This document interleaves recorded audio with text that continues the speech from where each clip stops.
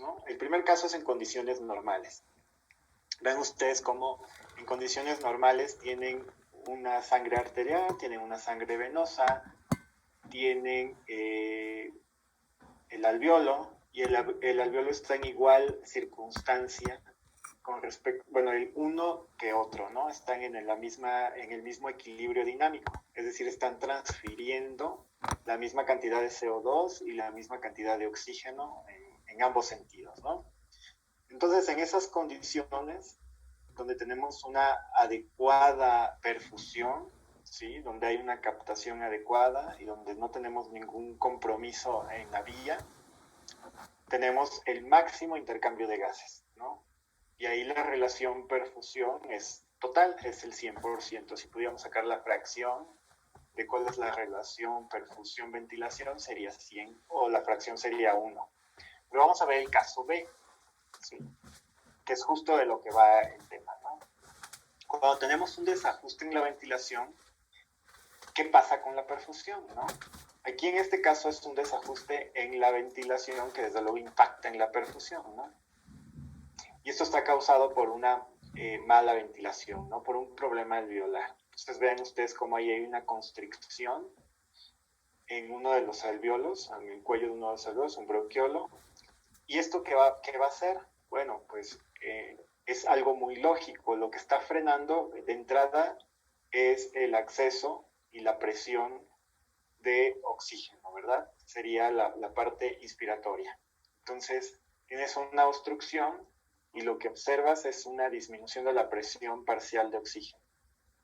¿Esto qué va a ocasionar? Bueno, una acumulación de la presión parcial de CO2, un aumento de la presión parcial de CO2 en el alveolo. Y desde luego que también en la parte venosa, bueno, en la parte de la perfusión, ¿verdad? En el sistema vascular. Que aquí vemos una acumulación, que es lo que está marcado con azul, ¿sí? De la presión parcial de CO2, que está aumentando. Entonces, ¿qué pasa? ¿Cómo se compensa? ¿Cuál es el mecanismo de compensación? ¿Cuál es el mecanismo de control local? Bueno, lo que sucede es que la sangre que fluye a través de estos alveolos ya no va a ser tan adecuada y hay una,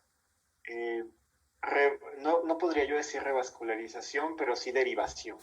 Hay una derivación hacia el otro ventrículo, perdón, hacia el otro alveolo, ¿no? Que es lo que estamos viendo en esta figura. No sé si me están oyendo porque creo que se me fue el internet. Sí, se escucha, doctor. Es que los dejé de ver a todos.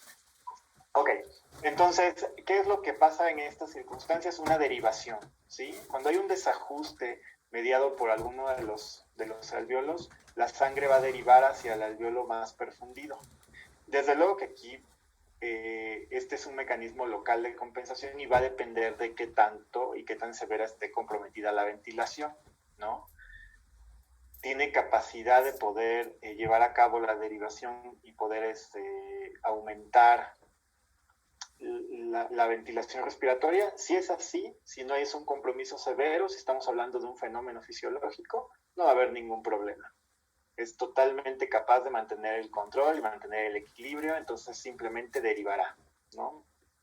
Vamos a ver el caso de abajo, donde tenemos otro de los mecanismos, ¿no? Que puede ser un cambio en la perfusión, no en la ventilación, sino en la perfusión.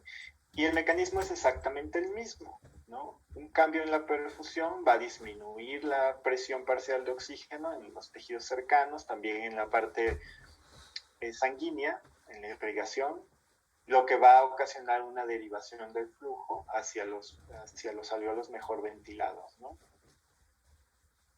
Entonces, ¿cuáles son algunos de los mecanismos a los que puede responder este control local de las arteriolas y los bronquiolos, dado por el nivel de oxígeno y el nivel de CO2? Bueno, uno de ellos puede ser la composición gaseosa por un aumento de la presión parcial de CO2. Esto puede ocasionar una derivación, ¿sí? También puede verse a cabo a través de los bronquiolos mediante una dilatación de ellos, que es lo que vimos ahorita. también por construcción de las arterias pulmonares. O sea, ¿cuándo va a ocasionarse una derivación? Bueno, cuando haya un compromiso en alguno de los dos sistemas, ¿no? En la ventilación o en la perfusión, por eso así se llama la relación. Y en las arterias sistémicas, cuando hay una dilatación de estas, ¿no? Entonces, estos son algunos de los casos. Esto suele preguntarse también en los exámenes, porque justamente es de lo que va el tema, ¿no? Ahora, otra de las zonas altamente perfundidas donde la relación ventilación-perfusión es altísima es en la base de los pulmones. Y la respuesta es porque el nivel de facilitación de la entrada de oxígeno está maximizado, ¿no? Como viene el aire, hay una diferencia de presión alta y lo primero que hace es impactar sobre la base. Y justamente en la base es donde mayor irrigación tenemos, donde la relación ventilación-perfusión es casi del 100%, ¿sí? Es decir, cada alveolo prácticamente tiene su componente de irrigación independiente, ¿no? Y la derivación es muy común en este lugar. Entonces tienen una alta capacidad de respuesta a la derivación. Algunas de las cuestiones que ustedes les pueden preguntar o les pueden poner como casos es paciente que disminuye su presión parcial de CO2, ¿no? Dado por un proceso de broncoconstricción. ¿Cuál es el papel compensatorio a nivel ventilación-perfusión de las arterias pulmonares, ¿no? Sería una dilatación. O por el contrario, aumento de la presión parcial de oxígeno mediada por una constricción de los bronquiolos. ¿Cuál sería la respuesta? Dilatación. Dije por lo contrario porque estamos hablando de otra presión, ¿verdad? Pero en realidad cuando hay un cambio de estas, cuando hay una disminución de la presión parcial de CO2 y un aumento de la presión parcial de oxígeno, estamos hablando de una constricción, no hay un compromiso, ¿sí? Disminución de la presión parcial de oxígeno, eso también es evidente, porque está entrando menos oxígeno, está disminuyendo la presión parcial de oxígeno. Por ejemplo, en un ambiente alto, en una montaña, esto sucede prácticamente siempre. Entonces, ¿cuál sería el mecanismo compensatorio? La dilatación de los bronquiolos, una constricción de las arterias para tratar de compensar la relación dilatación-constricción y una dilatación de las arterias sistémicas para tener una máxima irrigación de los tejidos. Entonces, esto suele preguntarse, no sé si haya alguna duda aquí, pero básicamente cuando estamos hablando de relación ventilación-perfusión nos referimos a esto, ¿no? A la capacidad que tienen los alveolos de poder derivar la sangre hacia otras arteriolas.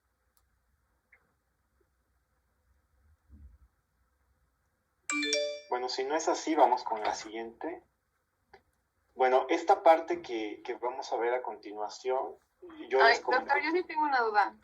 Nada más, es que yo entendí primero que cuando no teníamos una buena ventilación o cuando no había una buena irrigación, pues se deriva al otro alveolo, ¿no? Al más perfundido o a un alveolo más perfundido. ¿Está bien eso? Así es. O sea, no es que se derive como tal al no sé, circuito o a la irrigación del otro alveolo, sino al alveolo y ya después, por lo tanto, la irrigación del alveolo. Sí. O sea, lo que estás haciendo, cuando tienes una broncoconstricción, derivas la ventilación. Cuando tienes una vasoconstricción, derivas la irrigación. Ok, entonces dependería el caso, ¿no? Así es, porque la vía que se comparte pues va a ser independiente, ¿no? Cada una va a tener su vía. El alveolo va a ser a través de la vía ventilatoria y la irrigación va a ser a través de las arterias. Ok, ya me quedó perfecto. Gracias. No, ¿de qué? A ver, díganme si... Es que yo no veo si... Creo que ya. Ok, esa es la siguiente. Ahí está. Ok, aquí lo que vamos a hacer es analizar cuáles son los parámetros de función, pero eso lo vamos a hacer el día de mañana, que nos toca analizar espiros. cómo se ven, cuáles son los parámetros, les voy a mostrar las capacidades vitales y les traigo, de hecho ya les preparé algo que les voy a mostrar el día de mañana para que lo analicemos y son algunos cascos, ¿no? Entonces este tema lo voy a dejar por el momento, nada más recuerden, esto es muy importante, lo vamos a checar mañana y lo van a checar también en el laboratorio. Entonces, de momento no lo vamos a ver, ¿sí? Que es la prueba de función. Vamos a ver ahora la siguiente parte que compete al intercambio.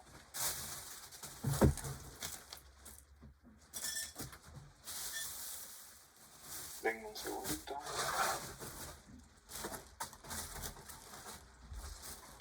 A ver, esta parte de intercambio es larga, es muy fácil, muy fácil, es muy lógica, más lógica que la anterior, pero tiene algunas cosas particulares que es importante que ustedes analicen. Vamos a checar. Bueno. Entonces, algunas cosas interesantes que vamos a estar viendo el día de hoy es la relación que existe entre una hipoxia, que es cuando tenemos una poca concentración de oxígeno, y bueno, en ambos casos, ¿no? Tanto severa como fisiológica, breves hipoxias fisiológicas, como el cuerpo compensa esto, ¿no? Y cuando tenemos una hipercapnia, que es una concentración elevada de dióxido de carbono. Entonces, básicamente lo que vamos a estar viendo, y justo ahí casi acabamos este tema, es cuáles son las diferentes variables a las cuales responde el cuerpo en el sistema respiratorio. Entonces, algo que les tiene que quedar a ustedes muy claro es que tenemos 3 variables reguladas en el sistema respiratorio. Una es el oxígeno, otra es el CO2 y otra es el pH. Y bajo estas 3 variables reguladas vamos a regir toda la composición de intercambio gaseoso. Entonces vamos a referirnos a las presiones parciales de oxígeno, a las presiones parciales de CO2 y al pH. Tanto pH fisiológico, alcalosis o acidosis, ¿no? Tanto respiratoria como metabólica. Entonces, ¿qué quiere decir que sean variables reguladas?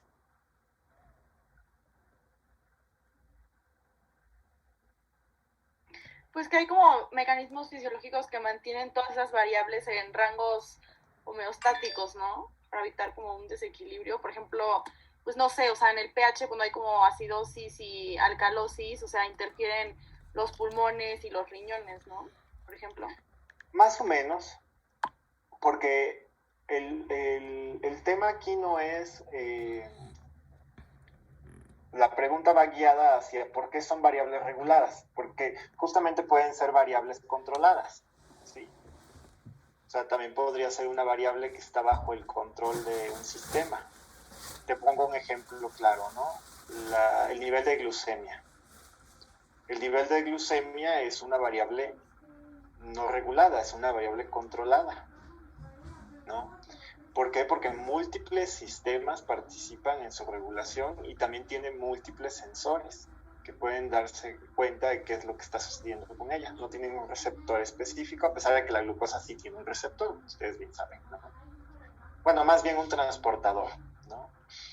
Entonces, ¿a qué me refiero por variables reguladas? Pues fíjense ustedes muy bien, muy pocas cosas en el cuerpo se regulan con tanta fineza y son variables tan reguladas como el oxígeno, el dióxido de carbono y el pH. ¿Qué quiere decir? Que tienen sensores específicos que lo regulan, ¿sí? Tiene receptores específicos que no permiten que se salgan de un parámetro establecido. Y vuelvo a la glucosa. A ustedes les va a tocar muchísimas veces cuando estén en el internado tratar con pacientes con glucemias elevadísimas, que jurarían que ya tienen un coma diabético y no. Sí, o bajísimas, ¿no? Justamente, para ver si también tienes un coma. Entonces, ¿qué es lo que está pasando? O sea, ¿por qué tenemos márgenes tan estrechos con el oxígeno, el CO2 y el pH? ¿Por qué el cuerpo no se puede permitir tener cambios tan grandes, ¿no? ¿Por qué lo regula tanto? ¿Y cómo son estos mecanismos de regulación que son muy finos, ¿no? Y muy eficientes? Entonces, al tener receptores específicos, estamos hablando de que son variables reguladas. Eso que les quede muy claro, ¿no? Porque en fisiología siempre hablamos de dos variables. Una variable controlada y una variable regulada. ¿Sale?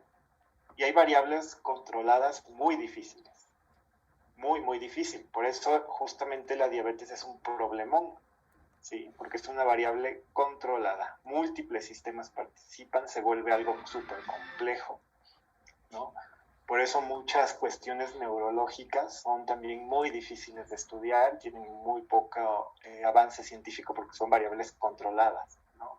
A diferencia de muy pocas que son variables reguladas y que pareciera ser muy lineal la cosa, ¿no? Entonces, bueno, vamos a hablar de ellas.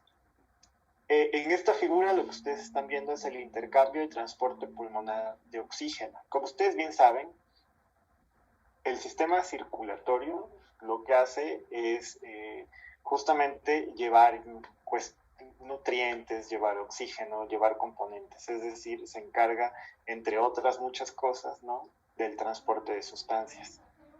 ¿Qué sustancias? Bueno, pues sustancias metabólicas, sustancias compatibles con la vida, ¿no?, que justamente de ahí viene la palabra homeostasis. Entonces, vean ustedes lo que tenemos aquí. Todo esto que están viendo representa desde la mecánica de la ventilación hasta la ventilación propiamente dicha. Este alveolo está representando todos esos fenómenos. Cuando ya tenemos un cambio, un intercambio de gases a través del sistema del aparato respiratorio al aparato cardiovascular, entonces estamos hablando de intercambio de gaseoso, ¿sí? No transporte todavía, porque sí lo vamos a ver, pero todavía no. Entonces, para que exista esta transferencia de las vías aéreas al aparato circulatorio, ¿qué es lo que tiene que suceder? Bueno, pues varios mecanismos muy sencillos, y el más fácil de explicar pues, es la difusión, ¿verdad? Que ya lo estuvimos viendo.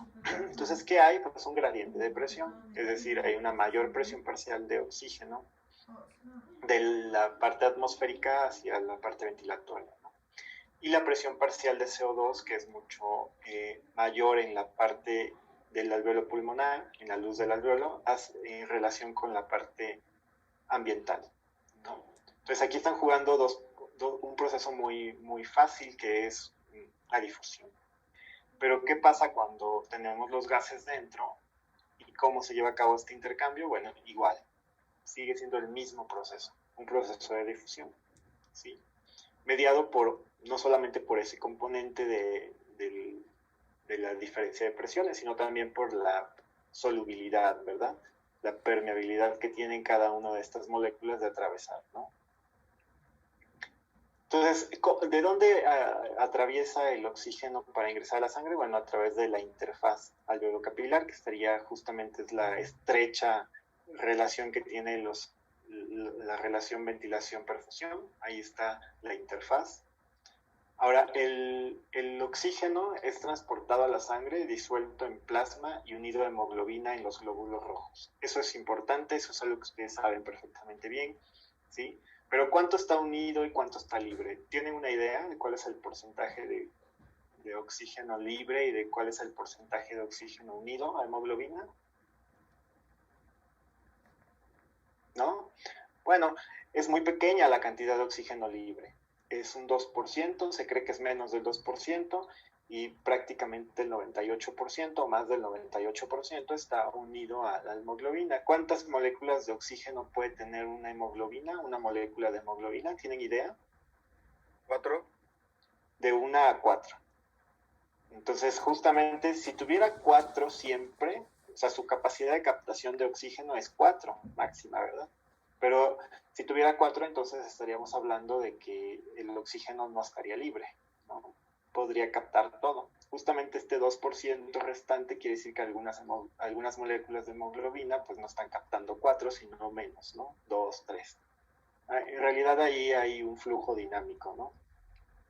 Entonces, bueno, el oxígeno es transportado en la sangre, disuelto en plasma. Esa es una de las opciones, en 2%, pues menos del 2% aproximadamente, unido a hemoglobina. Después, el oxígeno difunde hacia las células. Al decir que el oxígeno difunde hacia las células, ustedes se tienen que imaginar ya otras cosas, ¿no? ¿Por qué difunde? Sería la pregunta más más lógica, ¿no? ¿Cuál sería una posible respuesta? ¿Quién me puede decir? Pues tal vez por el gradiente de concentración del oxígeno, ¿no? Hay una mayor cantidad de oxígeno fluyendo en la sangre que la cantidad en la célula, entonces por eso fluye. Así es, pero antes de decirlo, vamos a hablar de presiones parciales. O sea, en realidad no tanto en concentración, que es otro tema ahí interesante, que la concentración tiene que ver con la solubilidad y el oxígeno no es tan soluble, pero sí la presión parcial. Entonces, justamente la presión parcial del oxígeno es mayor en la parte sanguínea y en una célula es menor, ¿verdad? Hasta que se equilibra esto y ya se deja de dar la transferencia. Entonces, ahorita veremos justamente cuánto, ¿no? Cuánto mayor y cuánto menor. Más o menos es 40 milímetros de mercurio en la parte celular y 60 en la parte sanguínea, ¿no? Entonces, justamente por los cambios y por la diferencia de presión parcial es como fluye. ¿Sale? Entonces, ustedes bien saben que el oxígeno es totalmente indispensable para que se pueda llevar a cabo el proceso de respiración celular y que esto da como producto de desecho al CO2, ¿verdad? Bueno, en realidad lo que buscamos es la generación de ATP, un producto de desecho es el CO2. Ahora, este CO2 difunde, ¿verdad? Difunde de la parte celular hacia la parte vascular. ¿Cómo lo hace y por qué lo hace? Bueno, una de las respuestas tiene que ver justamente también con lo mismo. La presión parcial del CO2 es mayor aquí y es evidente por qué, ¿no? Es mayor aquí justamente porque aquí se está produciendo y porque hay una tasa de producción alta determinada por la respiración celular. Entre mayor sea el metabolismo energético, mayor va a ser la producción, entonces mayor va a ser su proceso de difusión, ¿sí? Por eso cuando hacemos ejercicio empezamos a aspirar de una manera a ventilar muy rápido, ¿no? Queremos eliminar el CO2 y hay otros mecanismos, ¿no? Entonces el CO2 difunde hacia afuera de las células. Una vez que difundió, es transportado de igual forma, ¿verdad? Disuelto o unido a la hemoglobina o en otro de sus componentes muy importantes, como el ion que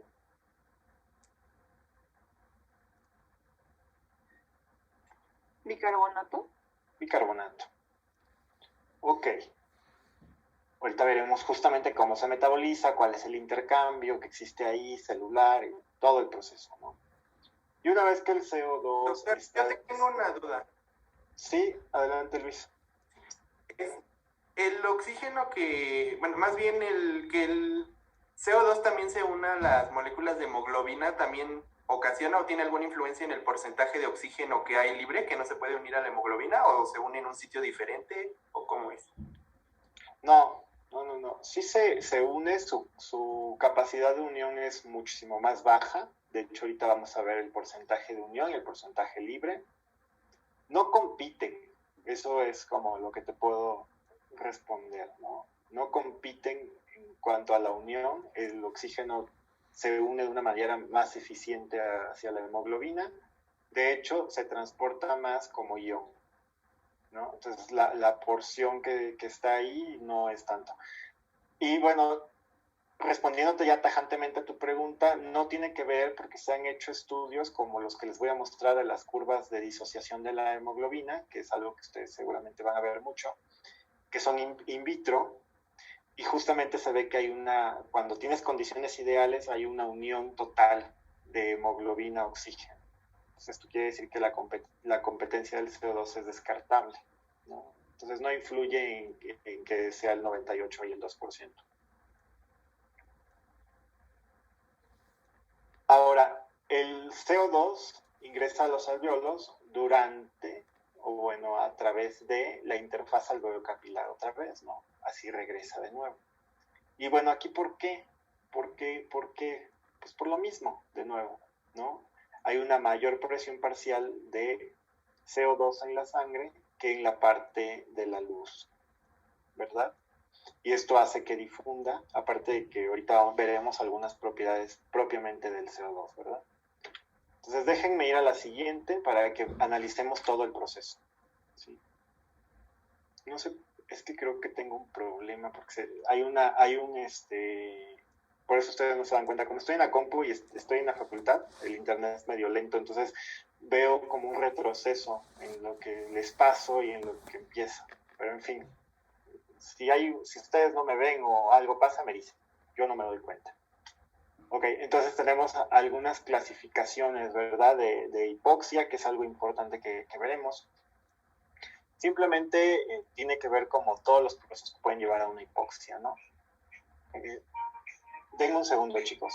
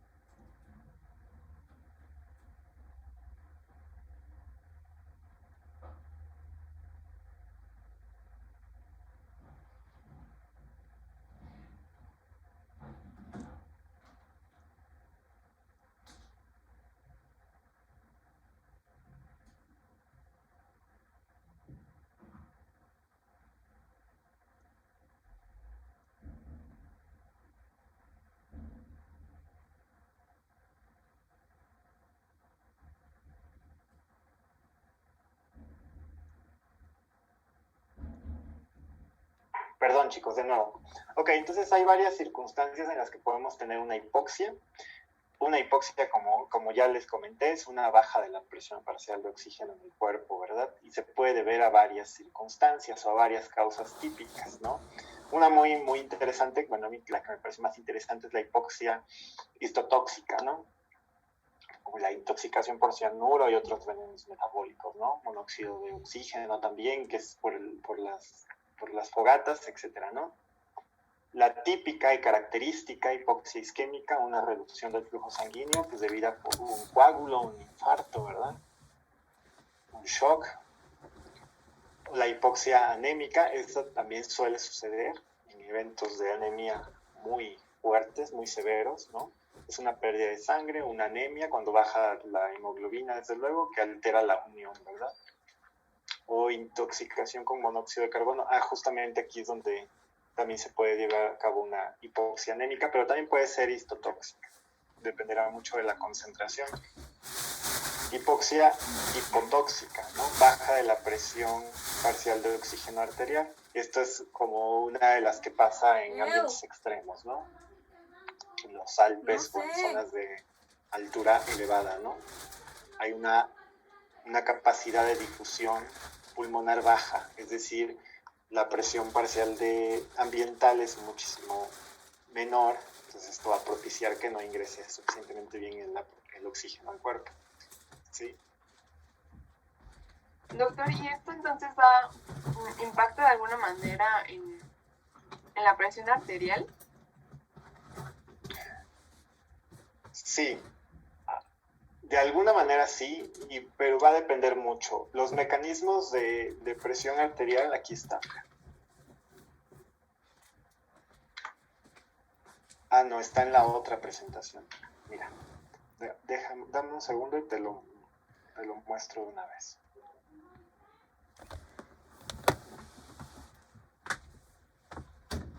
Cuando vimos relación perfusión les dejé una tablita y ahí está cómo impacta en la presión arterial. ¿La prueba de la capacidad vital forzada? No. Dame un segundo.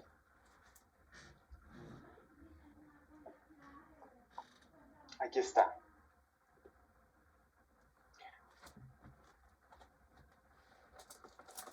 Donde dice arterias sistémicas, ¿sí?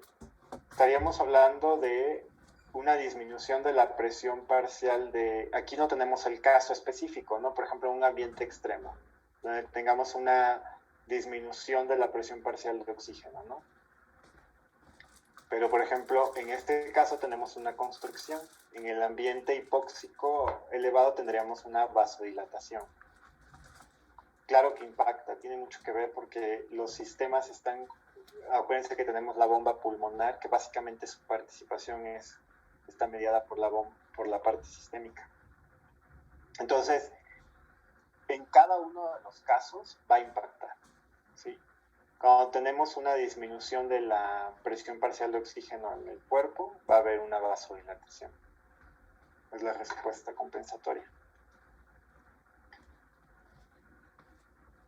Aquí sería que ustedes fueran haciendo algunos casos, o sea, para que ustedes estudien. Yo no sé cuáles son sus estrategias de estudio, ¿verdad? Pero bueno, las mías siempre son ponerme circunstancias. Entonces, esto es como de, ok, ya conozco el tema, nada más, ¿no? Lo que hacemos en la clase aquí es conocer el tema, pero luego es como pensar, ¿y qué pasaría si? ¿No? Entonces te empiezas a pensar en patologías. Ahorita sí les traigo unas patologías muy sencillas, ¿no? Como un EPOC, un asma y pues, qué es lo que pasa con la difusión. Pero ustedes piensen, pongan escenarios críticos, ¿no? Entonces, por ejemplo, en un aumento de la presión parcial de oxígeno, y piensen en un caso, ¿cuándo aumenta la presión parcial de CO2? ¿No? Podrían ustedes pensar de entrada en un evento de ejercicio exacerbado, ¿verdad?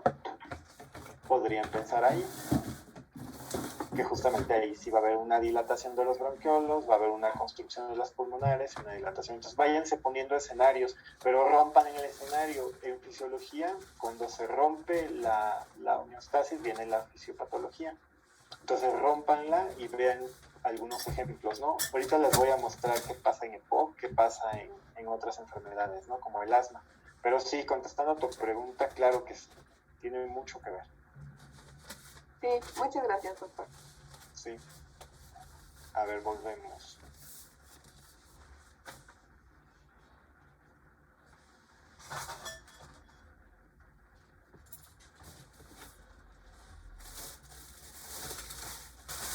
Ok, estábamos ahí, dijimos algunas cosas de las hipoxias, ahora vamos con algo importante, ¿no? Esto es muy importante, chicos, muy importante.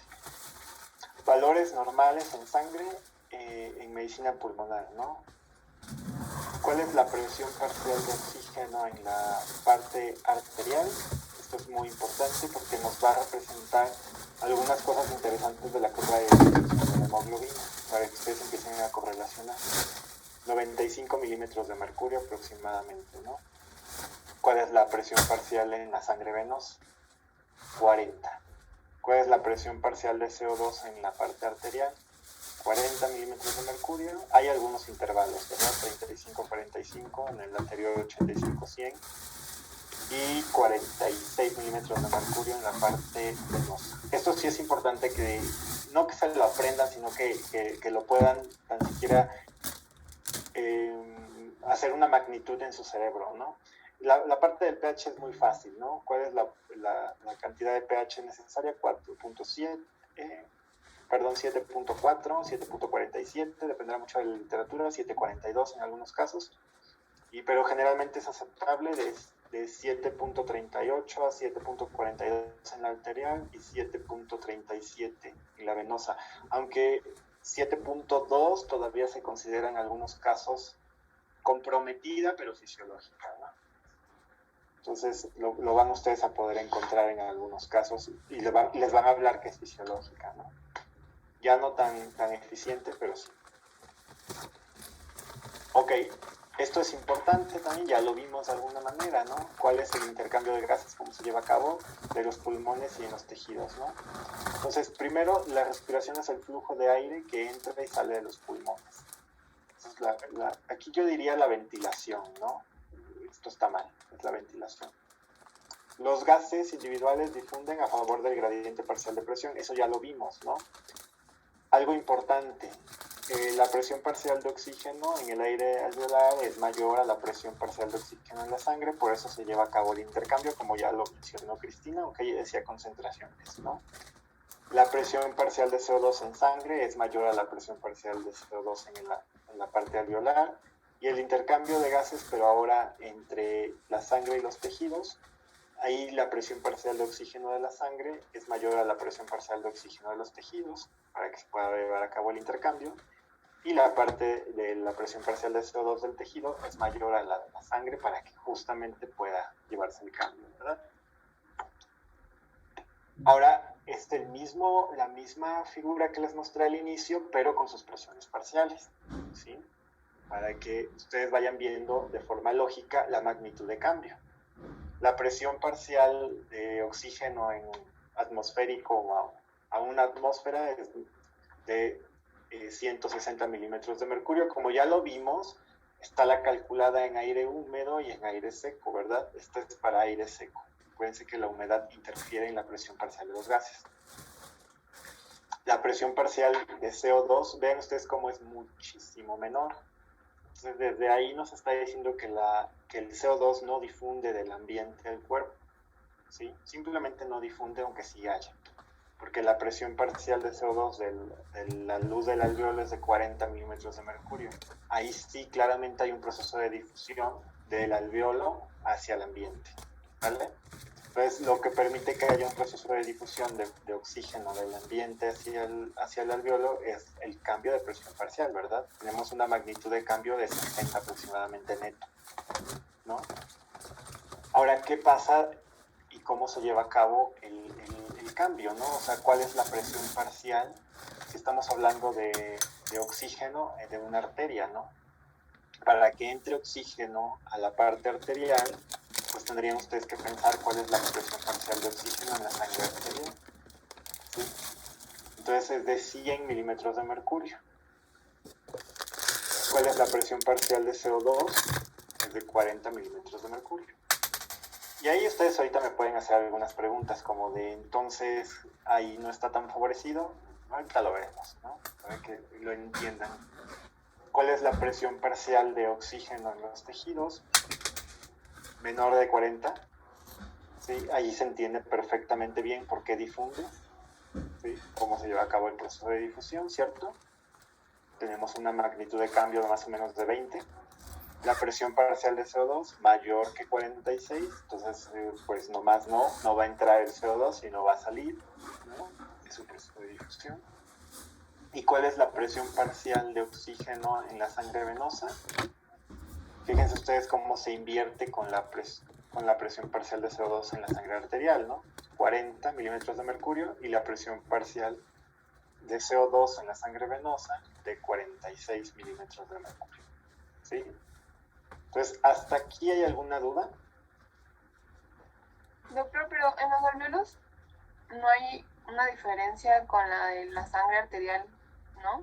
O sea, no habría como, necesitamos este gradiente de presiones, ¿no? ¿Ahí cómo pasa? Sí hay. Ahorita te enseño cuál es el momento. Justamente es lo que te digo que dije, es lo que van a preguntar. Es bastante lógico, mira. Fíjate y vamos a analizarlo con la presión parcial de CO2, ¿sí? La presión parcial de CO2 en la sangre venosa es de más de 46 milímetros de mercurio, ¿sí? Esto va a permitir que haya un gradiente de CO2. Entonces el gradiente de CO2 va a generar una diferencia mayor de la presión parcial, ¿sí? Y va a descompensar el sistema. Aquí hay un intercambio interesante que analizaremos en su momento. Entonces, para que veas tú cómo hay una transición de presión parcial en el lecho que permite que justamente haya el intercambio. Ajá, sí es como una foto esto de un momento en específico, pero no nos muestra como los cambios con el tiempo, ¿no? O sea, exactamente. El cambio, el efecto que tendría sobre ya la presión dentro de los alvéolos, ¿no? Así es, o sea, es un proceso dinámico muy rápido, ¿no? Y nosotros lo que estamos viendo ya es un análisis completo, ¿no? En la parte final, pero ahorita veremos qué está pasando en los alvéolos, qué está pasando en las células y qué está pasando en la sangre, ¿no? En cada una de las siguientes diapositivas explicaré eso. A ver, chicos, déjenme ver. Ahí está. Creo que me fui muy atrás. Déjenme seguir.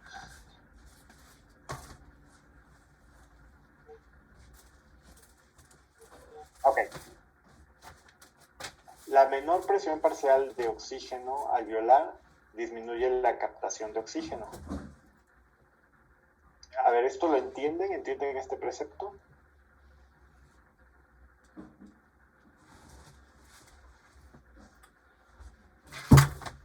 Entonces vamos a analizar por qué, ¿no?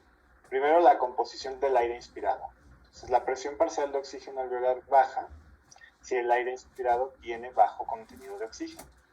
Entonces, esto nos va a estar hablando justamente de la cantidad de oxígeno en la composición atmosférica, ¿no? Una mayor altitud va a disminuir la presión parcial de oxígeno. ¿Cómo va a ser la ventilación alveolar? La presión parcial de oxígeno alveolar baja si la ventilación alveolar es insuficiente, si tenemos una hipoventilación, ¿no? Y esto puede impactar en varios puntos, o puede deberse a varias cosas. Una disminución de la distensibilidad pulmonar, un aumento de la resistencia de las vías aéreas y una depresión del sistema nervioso central. Intoxicación alcohólica y sobredosis de fármacos. Ahora, algunos de los factores que pueden intervenir en el intercambio, ahí está, que afectan el intercambio de gases de los alvéolos, o en la parte alveolar, que justamente es lo que estaba preguntando Mariana, está influido por el oxígeno que llega a los alvéolos, es decir, la cantidad de oxígeno que está llegando a los alvéolos, la composición del aire inspirado, justamente les comentaba algo de la parte de la humedad, la ventilación alveolar, ¿sí? Qué tan comprometida o no está la vía aérea, si está vasoconstruida, si no está vasoconstruida, si está vasodilatada, etc. Y esta a su vez va a depender de la frecuencia y profundidad respiratoria, de la resistencia de la vía y de la distensibilidad de la vía, ¿no? Entonces, el intercambio de gases en los alvéolos va a depender principalmente por estos mecanismos. También va a impactar si tenemos un cambio en la perfusión alveolar, si esta no es adecuada, si tenemos una difusión de gases entre los alvéolos y la sangre, es decir, si está afectada o no. Entonces esto va a ser muy fácil de poder explicar. Por ejemplo, en una fibrosis el espesor de la barrera es mayor, por lo tanto la difusión va a ser menor. Esto en cantidad de líquido, si tenemos una acumulación de líquido intersticial en los alvéolos, pues va a impedir la buena difusión, ¿sí? Tenemos básicamente dos mecanismos, ¿no? Uno por superficie y otro por distancia de difusión. Traigo una figura por aquí que les voy a explicar bien eso. Déjenme ir a ella.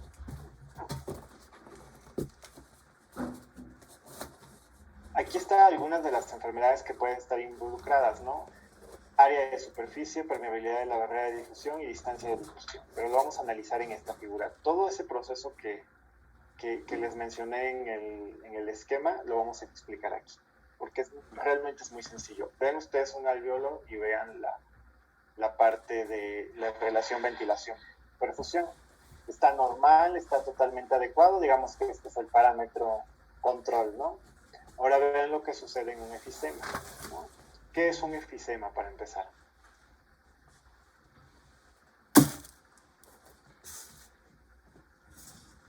Sí lo han escuchado, ¿verdad? ¿Sí saben qué es o no? ¿Tienen idea? ¿Se refiere como a una acumulación de aire? Es una destrucción de alvéolos, ¿sí?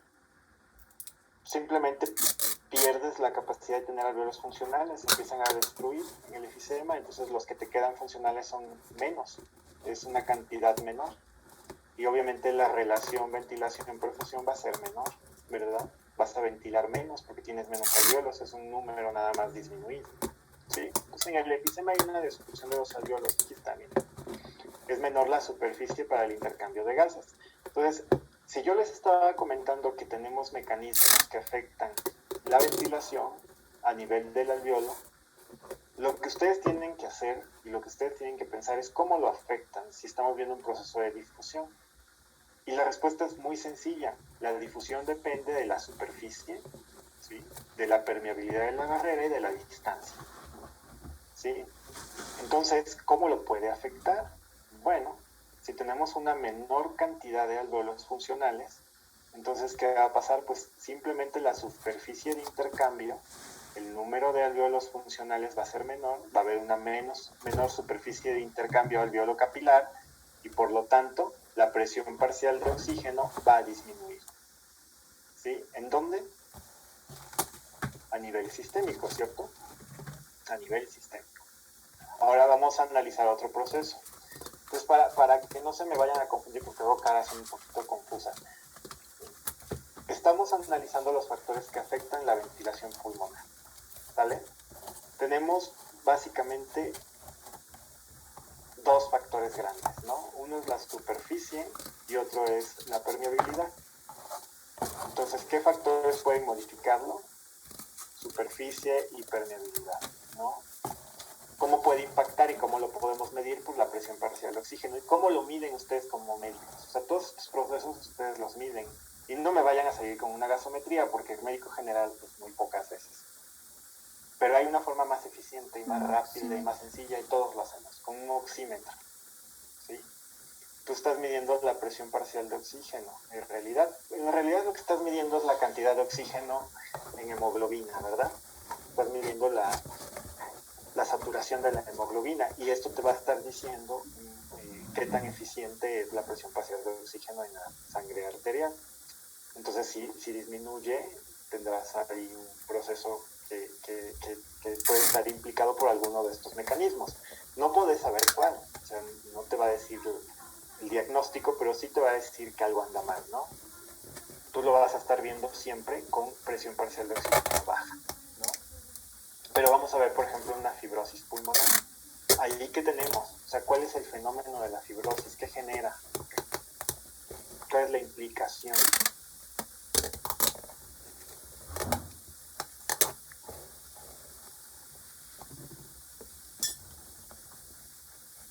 Pues que el espesor de la barrera está aumentado y pues por lo tanto hay una difusión menor, ¿no? Exactamente, entonces, ¿cómo es el impedimento ahí? Pues físico. Es físico. Hay un engrosamiento de la membrana en la fibrosis pulmonar, hay un cambio en la distensibilidad, ¿verdad? Entonces, esto va a enlentecer, ¿sí? Realmente lo que tú tienes no quiere decir que esa fibrosis va a impedir, o sea, no es una barrera impermeable que va a impedir que pase el oxígeno. Sin embargo, sí lo va a retrasar, ¿sí? ¿Por qué? Porque la permeabilidad de la barrera va a estar impedida, va a estar comprometida, ¿sí? Y obviamente esto va a hacer que la velocidad de difusión sea menor. Entonces, por ejemplo, por eso aquí ustedes ven presión parcial de oxígeno, puede ser normal o baja, ¿no? Y esta pérdida de distensibilidad disminuye la ventilación alveolar, desde luego, ¿no?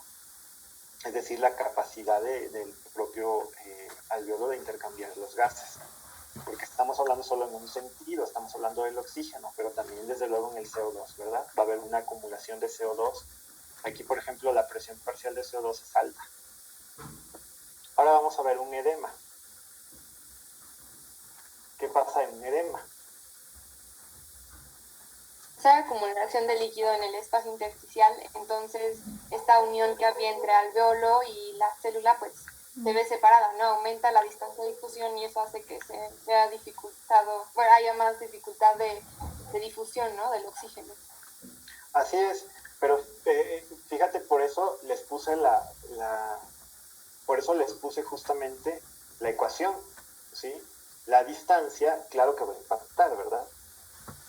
Pues al aumentar la distancia de difusión, obviamente ese es un impedimento. No solamente es un impedimento físico por el agua, es un impedimento también de proporción, es decir, de distanciamiento, ¿no? Entonces va a hacer que la velocidad cambie, ¿no? Lo que está modificándose es la velocidad. Por eso los pacientes tratan de ventilar más. Obviamente hay mecanismos, ¿verdad? Una alta concentración o una alta presión parcial de CO2 va a hacer que tú hiperventiles. Entonces, ¿qué es lo que tratas de hacer? Aumentar el ritmo respiratorio. ¿Para qué? Para que vayas tratando de diluir esta afección, ¿sí? Vayas tratando de normalizar el retraso en la velocidad de difusión, ¿no? Entonces, este líquido intersticial, que es algo que pasa frecuentemente en el edema, en este caso es edema pulmonar, ¿verdad? Pero ustedes ya saben muy bien que en el edema es acumulación de líquido en el intersticio, ¿no? Algo importante es que justamente en los pulmones hay muy poco líquido intersticial, ¿sí? Entonces un pequeño aumento o un pequeño pequeño edema puede tener implicaciones importantes, ¿no? Esto va a aumentar la distancia de difusión, la presión parcial de oxígeno arterial va a bajar y hay una mayor solubilidad de CO2 en el agua. Eso también es importante. El CO2 es muchísimo más soluble en agua que el oxígeno. Entonces se va a tender a ver una pequeña acumulación de CO2 en el líquido intersticial, ¿no? Eso también desde luego que va a propiciar que baje aún más la presión parcial de oxígeno. Ahora veamos el asma. ¿Qué es el asma para empezar?